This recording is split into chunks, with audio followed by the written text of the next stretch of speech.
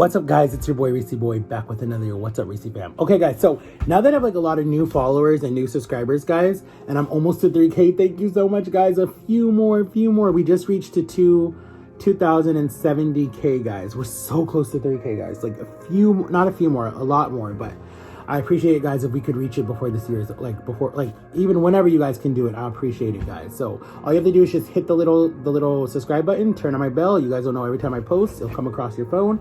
I think 21 of you guys are not subscribed to me. So all you got to do is just hit the little button and subscribe. Thank you. And make sure to hit thumbs up. And shout out to everybody, guys. I love all of you guys. And right after this, we're supposed to go live. So wait, we have a game, guys. But I wanted to talk to you guys about adoption, okay? Because I've talked about it once before. I was a lot bigger and I was not a lot clearer. And I didn't really go into details what adoption is. For the children that are watching and for people who have been adopted, maybe this will help you, let you know my journey. A lot of people who have said that they're proud of me that I have kept going even though I was abandoned and not wanted, and then I came to a family that wanted me and loved me and to this day still love me. So I want to talk to you guys about a little bit about my story, because one day hopefully I can share it on a big platform. Hopefully one day I can be on a TV show, or I can do a documentary series about people afterlife of being adopted from good or bad situations and what homes they were adopted into, and foster care. There's a lot of documentaries that I want to do, guys, when I get a team behind me, because I want to deal with a lot of harassment. I want to deal with abuse. I want to deal with neglect. I want to deal with drug addiction. I want to deal with food addiction. I want to deal with just different topics that I want to have people be willing to come on and tell their story and not be judged and not feel judged and feel like they could tell us whatever they want, especially by the guidelines of YouTube, of course. But so anyways, guys, I want to tell you about my story right now, and maybe this might relate to some other people, so listen close, guys. Get you a snack and let's talk, okay? So I was adopted. I was born to this single mother and this young father. They both, I think, were like 18. They, whatever, hooked up one night, whatever, after a party. They both were drinking, doing drugs, whatever, marijuana. And they, whatever. I can't really talk about that. But anyways, they had me. She didn't even know she was pregnant with me. I was a secret baby. No one knew. Her sister didn't know. She had my older brother before me when she was 17. So my older brother went to go live with my aunt because she couldn't take care of my older brother. And my grandmother was killed years before I was even born. When my mom was my birth mom, that's all I'm giving her, birth mom, she was only 5 years old when her mother was murdered. So someone robbed a house, whatever. And then her father just wasn't in the picture. So I would have grew up in a home without grandparents. But anyways, that's probably why I have a lot of other issues with my grandparents. Anyways, so then she had me on June 26th, 1989. I was 5 pounds, 7 inches. I don't even remember how big I was. And immediately back then, what they would do in the 80s was they wouldn't even let the mother see the baby, okay? All the mother could do is name the baby, and if the family who was going to take the baby wanted to change it, they could change it. So my birth name was Rashado Mel Coleman. That was my birth name. And she had me circumcised. They did my handprints. And then the nurse just took me away. She didn't even get to hold me or nothing. So she didn't even have that chance to bond with me. And then I was put into foster care right away. So I went to this very, very nice family that had like 3 sisters who fostered me for about, I want to say 6 months. And then I came to the family I'm living with now. And that's another story for another time that hopefully one day I can get my mom on to tell the story. But I literally felt something weird already at that age. Like I felt like I didn't fit in. I didn't know who I was. I started dreaming that my birth mother was a celebrity like Halle Berry, Monique, just Oprah Winfrey. Like I had so many different dreams. Like, oh, I'm gonna be rich. I probably have like a famous birth mother. Like I always had all these dreams as a little kid. And then I started acting out at the age of 5. And then I found out that I had a disability on top of that. And then I was just like, I was really rude to my adopted mother a lot, because I'd be like, my real mother, and da-da-da-da. And growing up, I always had that abandonment feeling, always. And then when I got to 14, me and my mother, my real mother, we started looking for my birth mother. And we started doing the paperwork. And then the agency that I was adopted from, Bethany Services, they're no longer there, so I can say the name. They were like, oh, he can't find her until he's 18 legally, you know. But she had an open adoption. So there's things as a closed adoption where the mother doesn't want to be found because it was a bad situation of how she got pregnant, or she just doesn't want to be found. So there's a lot of people who have closed adoptions, and that means you can never find your mother no matter how hard you try, unless, you know, they want to find you. But a closed adoption is just, you never know. Mine was an open adoption, so I could find her when I was ready. So at 17 years old, we found out that she still lived in Virginia. We found out more about her, and that we found out that she lived in South Carolina. It was actually, we were in Florida already, so it was actually like 6 hours away from us. So we waited until my senior year for legal reasons. We waited until my senior year. I was 18. So we went to, no, I wasn't 18. I was 17. Yeah, because I didn't turn 18 until, I don't know. Maybe I was 18. I was 18. I was 18 because I turned 18 the year before. I was 18 because I graduated when I was 18. So anyways, in a class of 08. So it was really funny. But anyways, so we drove 6 hours to go meet her. When we get there, my brother, who didn't even know I existed, my aunt, who didn't even, like, I remember he called, he was like, Auntie, there's a boy here and a woman who says that he's my brother. And my aunt was like, there is no way. Your mom only had 3 boys. There's no way. And then she's like, no, for real. We had the documents and everything, and we were showing him. And he was like, okay, snap. And then they called my birth mom. She went pick up. She was drunk somewhere, supposedly. And then I remember we literally met everybody. No, we waited around. We had to be back home by Sunday because my dad had to go to work.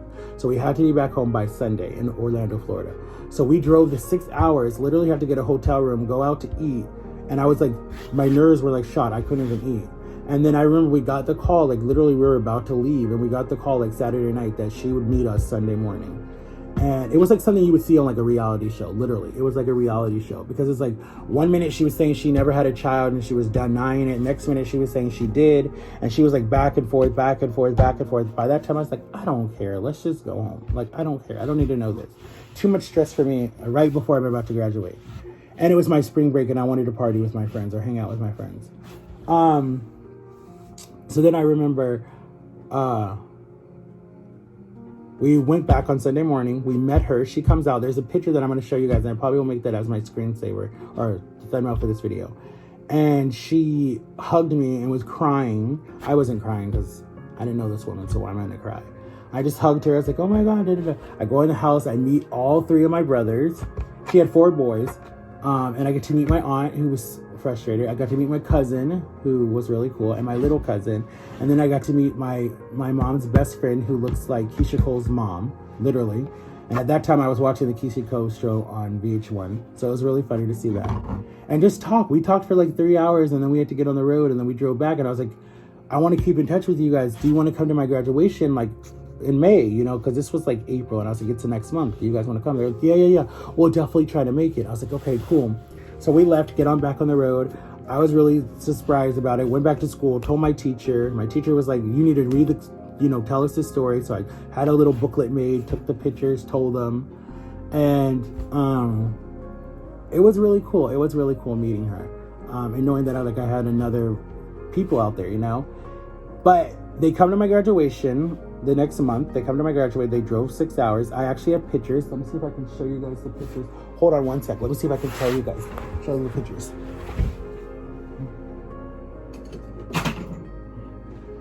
Hold on. I'm right here. Guys, I'm not big. The shirt just makes me look big. Okay, so this is my graduation picture, okay? Let me see if I can show you guys it better. It's a little dusty. Hold on. This was what they gave me for my graduation. This is my graduation picture. That's me and my fam. Okay, but let me show you her. And it says, congratulations 2008, guys. Let me show you her. Okay, hold on. Okay, here she is. This is her right here. This is her. This is my birth mom. And then this is my aunt. And that's me in the middle. So I took that picture with them outside the old Amway Arena in Orlando, Florida, guys, in 2008, the day I graduated.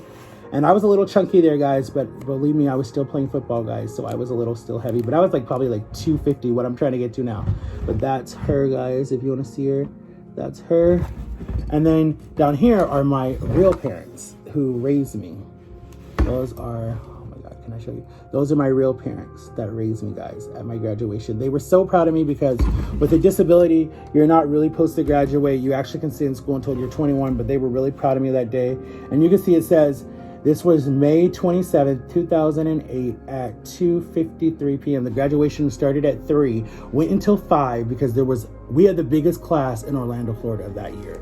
So big. And then I said, here are me with both of my moms, but I only give this mom credit because she raised me and took care of me. This one just had me. And then there's my auntie. And then here are my 2 sisters who came. They actually surprised me. It was really, really cool. They actually surprised me. They told me that they couldn't make it, and they actually surprised me, and I was so happy. And then here we are again at this party that our church threw for us. It was really cool. You can see I'm starting to get chunky there. I wish I would have started a diet there. And then let me see, what else can I show you guys. Here's our youth pastor, Brian.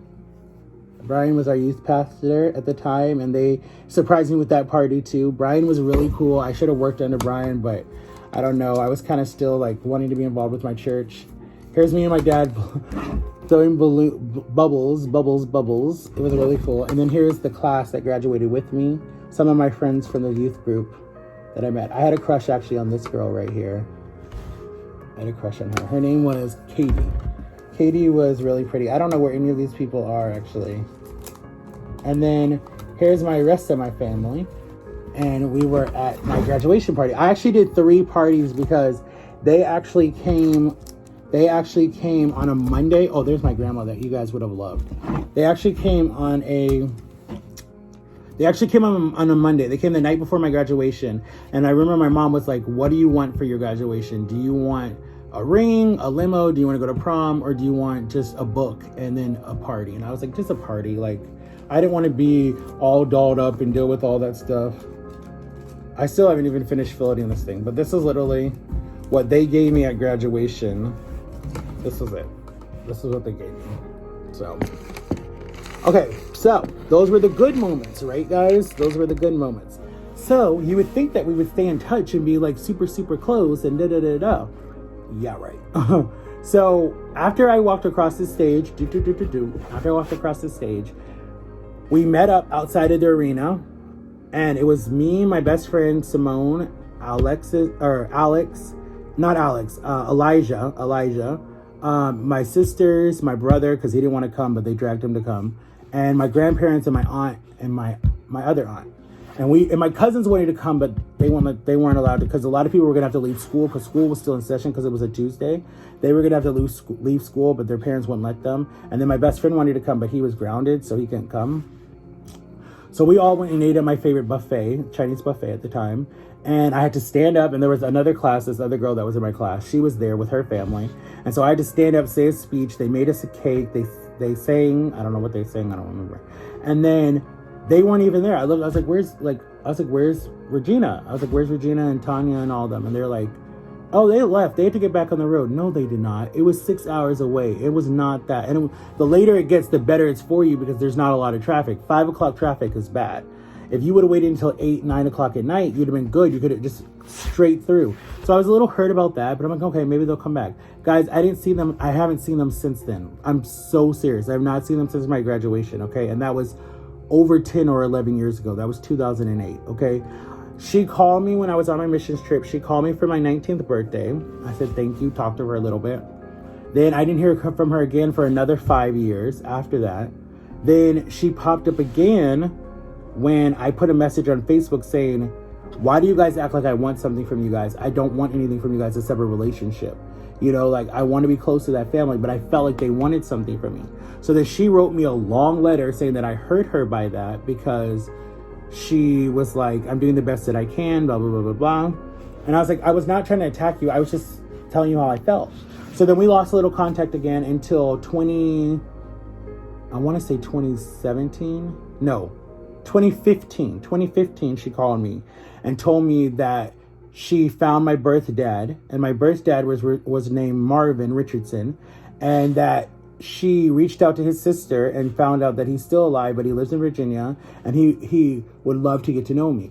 So I remember she gave me his phone number. I called him. I was so nervous. I called him. I talked to him. He said, I knew it. I knew I had a son out there. I felt it. So he had 4 girls. So I had 3 brothers on my birth mom's side, and I had 4 sisters on my, 4 sisters on my birth dad's side. And I was the only boy on my birth dad's side. 1 sister died from diabetes, and I had a grandmother, and I was her only grandson. And then I had a bunch of aunts and uncles on that side, on my birth dad's side. When they found out that I was truly their nephew, their grandchild, their brother, oh my God, did they call me, right? Just that first day. And I got to meet my grandma. I got to talk to her on the phone. We were trying to actually go up later that year, but then my sister got sick, and then a lot of stuff happened. And I never got to go up there. Well, my grandmother passed away that following September of 2016. She passed away from complications with diabetes. And so I never got to meet her, but at least she got to know her grandson and talk to me on the phone, and she was very, very happy. And then I would talk to my birth dad once in, a little bit. My sisters just never really wanted a relationship with me. Like, one got married, one had a baby. They just never wanted a relationship. It was just like that first day they met me, they were like, cool, They added me on Facebook. They never said happy birthday ever. I shared a birthday with one of my cousins, and she would say happy birthday to me. She would talk to me a little bit, but no one ever reached out. And then it was just really, was like a situation that like turned me off to the situation. It was just like, I don't want to have a relationship with these people if they don't want to have a relationship with me. And that was kind of when I started going into like a depression. Like, is it something that I did? Is it something like, it was just like, wow, like, you guys really don't want a relationship with me, and all I want is just to be in your life and know you and celebrate, big moments with you and different stuff. So I was just like, it hurt, And then on my birth mom's side, I found out that my oldest brother had a baby, and so I was an uncle on that side, and I was just like, wow, okay, cool. So cut to 2018, I find out that from my birth mom, I find out that my birth father died December 2nd, 2018, I think it was. No one even told me. It took a whole year, 2019, for my birth mom to tell me that he died. No one on that side told me. No one had respect to tell me. No one told me anything. No one said, hey, Matt, this is what happened. We're just letting you know. I never even got to meet the guy. And it broke my heart. I cried a little bit because I was like, he seemed like such a nice guy. And like, he was like, if I knew, because back then, when you were in jail, the court system wouldn't tell you that you had a child. They would just sign away your rights. And so he's like, if I would have known, I would have kept you and I would have raised you myself. But he didn't know, so God wanted a better life for me.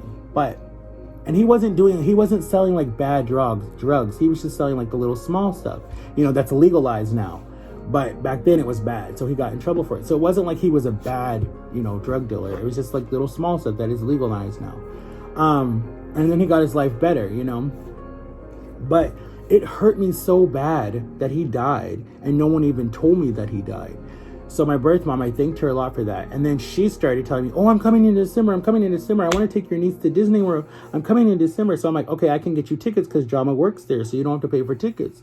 And parking's free. So I'm like, let me know. So she was supposed to come last December, like a week after my surgery, she was supposed to come. And we were supposed to at least meet up or something. Never showed up. I said, I'm done. Right there after Christmas, she told me, okay, maybe like 3 weeks after Christmas. Oh, maybe in January. I was like, okay. I was done. After January, I said, I'm done. I cut off all communication. I said, you're a liar, you're fake, and I'm done letting people play games with my heart. The new and approved Matthew doesn't let anyone play games and walk all over him. You lie to me one time, okay, I'll forgive you. You forget one time, okay, I'll forgive you. But if you keep lying constantly, since the time that I met you, I'm done. To this day, she still calls me. I don't care. I'm not answering. I'm done. I cut off all communications with both sides. I unfollowed everybody on Instagram or on Facebook. I deleted everyone out of my phone number. I'm done. They can say, oh, he's bipolar. He has issues. He does this. 1 minute he's sad. Next minute he comes back. No, I'm done. I don't care anymore. Like, I'm not going to let somebody use me for their advantage and then lie to your face and then turn around and try to put it on you and say that you're the bad person. It's not happening. I was there for you. I was willing. I was excited that you were coming. Guys, they live 6 hours away from me. It's not even that far. It's like from here to Miami is like 4 hours. But they live 6 hours. I mean, that's less. But they live like 6 hours from me. Would anyone in my situation want to be a part of their birth side? Yeah. But not in the sense of like, I want to go back to you. No. Just in the sense that I want you in my life, you know? Because I was like, okay, if I have kids one day, am I going to let my kids call you Grandma 1 and Grandma 2? Or how's that going to work, you know? Or just say that this is Regina and just leave it at Regina, you know? That, and we were building, literally, we were talking for like, since 2019, we were like talking every single day. She was with me through my whole weight journey. She was proud of me. She was watching my YouTube. She was watching my TikTok. She was really proud of me. And we would talk, you know, but I haven't seen her since 2008. And right there, I kept telling myself, there's something fishy here. Like, do they think that I want something from them or what? Like, no, I just want a relationship. And that's why I'm saying heartache is a real thing. It hurts. And I know I show strongness and I show that I'm powerful and I show that stuff doesn't bother me, but stuff like that bothers me. When people lie to you and they hurt you, my biggest betrayal is when someone lies to you and you give them your whole heart and your trust and then they just backstab you. Like, I hate that. So that's why I'm so close with Jama, because I know Jama's not going to do that to me. I know she won't. You know, and I just hope that I'm a good friend to her. Like, that's my biggest thing. Like, I feel like I haven't been a good friend to a lot of people, and I regret that to this day, because there were people who were like Jama in my life before, but I didn't know because I was so naive and still a child to know that these were like probably long-lasting friendships. And I hate that I can't fix them and be like, guys, I was just young and I was naive and I was silly, you know. But you know, everything happens for a past. And just like with John and Lily, I prayed so many, it took 5 years for us to fix it. It might take 5 years for me to fix other relationships with other people. Maybe they'll be like, God will put me on their heart right now. Like, one day I want to be okay with a lot of people that I pushed away, because I do miss their friendships and I do miss how close we were.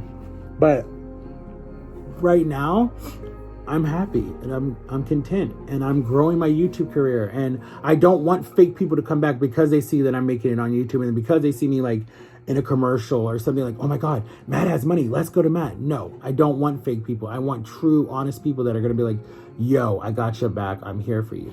And that's why I feel like it's good to have a small circle instead of a big circle, because you see it on YouTube right now and TikTok with all the drama that's happening because of all these big circles of people, and you don't know who you can trust. That's why I'm thinking, if I make it as a big YouTuber, I'm just staying in Orlando. Like, I'll just get me my own place and just hang out with the other big YouTubers that are here. Like, there's a big Puerto Rican YouTuber who's on Facebook. He's on Facebook. He's a big Puerto Rican. He lives here in Orlando. And I want to like collab with him one day. He's so cool. But yeah, guys, so that's kind of like my adoption story, guys. I know I've been rambling a little bit, but hopefully that helps you guys understand my story. And hopefully if you guys have been through the same experience, talk about it, share it in the comments with me. And I'll see y'all later. Peace.